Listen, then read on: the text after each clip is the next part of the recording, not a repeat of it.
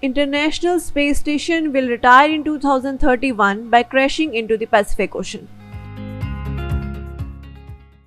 The International Space Station travels at a speed of 5 miles per orbiting Earth every 90 minutes.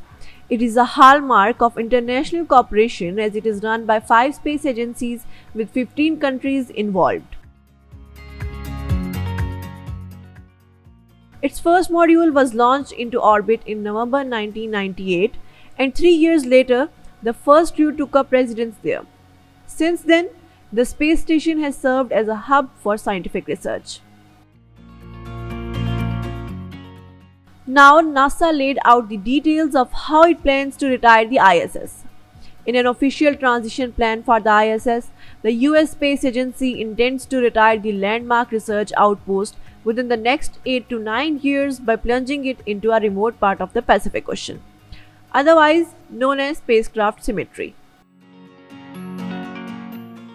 For those who are curious about how it is going to happen, well, NASA is aiming for the space station's re-entry into the Earth's atmosphere in January 2031.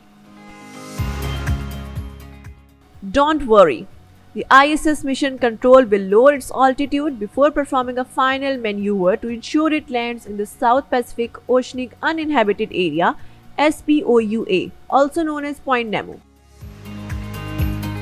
The details of the transition plan are on NASA's official website. This article was originally published by Universe Today.